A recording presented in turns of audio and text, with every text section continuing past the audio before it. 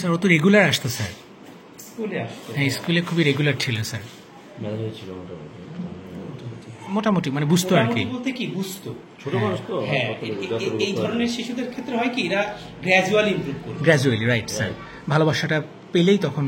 সাইম শেখ, এই ছেলেটার সঙ্গে গতকাল কথা বলছি স্যার, এবং ওর বাড়ির পাশেই এই সাইম শেখ, এবং ওর হচ্ছে 1 মাসের বড় স্যার। ওর সাথে কথা বলছি। আপনারা আসছেন কবে মাগুরে? স্যার আসছি গতকাল দুপুরে আসছি স্যার। দুপুরে এসে ওদের বাড়িতে গেছি, হিটু শেখের বাড়িতে গেছি। দেন আজকে চৌরঙ্গিতে ছিলাম স্যার হোটেলে, এবং আজকে আসলাম স্যার। আসিয়া খাতুন, এটা স্যার মানে প্রেজেন্স তাই না স্যার? হ্যাঁ। আচ্ছা, ও বেশ রেগুলার ছিল স্যার। হ্যাঁ হ্যাঁ, দেখছি রেগুলার। আরও আছে এদিকে। এই যে ফেব্রুয়ারি মাস। এটা ফেব্রুয়ারি স্যার। ফেব্রুয়ারিতে বেশ রেগুলার ছিল, এখানে রেগুলার ছিল। ইস, এখন ফাঁকা থাকবে স্যার। আসিয়া খাতুন এই নামটাই ফাঁকা থাকবে। মার্চ স্কুল বন্ধ তো, এই কারণে।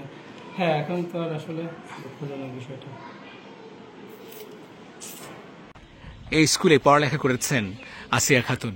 জারিয়া সরকারি প্রাথমিক বিদ্যালয় স্থাপিত 1/1/1988। আমার জন্মের 1 বছর পরে এটা প্রতিষ্ঠা করা হয়েছে 1988 বন্যাতে। 120 জন এই স্কুলে, মোট 120 জন ছাত্রছাত্রী। বাংলাদেশের ম্যাপ রয়েছে এখানে, সুন্দর বাংলাদেশের মানচিত্র। স্কুলটা বন্ধ, কিন্তু স্কুলটা বিশেষভাবে ক্লাস করা হচ্ছে, যারা স্কলারশিপ দিবে। এই ক্লাসে, যে ক্লাসে আমি এখন যাব, সেই ক্লাসেই আসিয়া ক্লাস করত। যদি অফিস কক্ষ, কিন্তু এখানে আসিয়া ক্লাস করত। How can Shuikot improve English?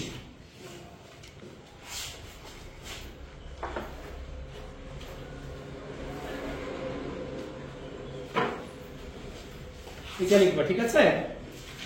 এবার একটা লিখবা, which kind of book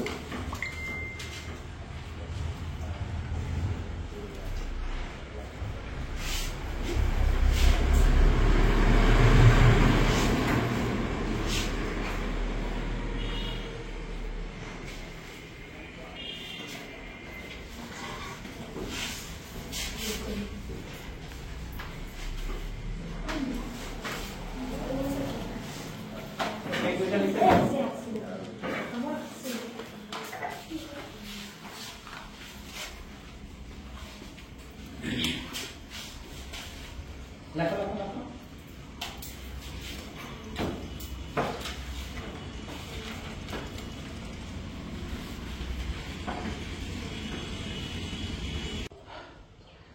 জারিয়া সরকারি প্রাথমিক বিদ্যালয়, যে বিদ্যালয়ে লেখাপড়া করেছে আসিয়া খাতুন, মাগুরা শ্রীপুর উপজেলার এই স্কুলেই আসিয়ার ক্লাস 3 পর্যন্ত পড়ালেখা করেছেন। ক্লাস 3-তে থাকা অবস্থায় তার সঙ্গে এই নারকীয় ঘটনা ঘটেছে।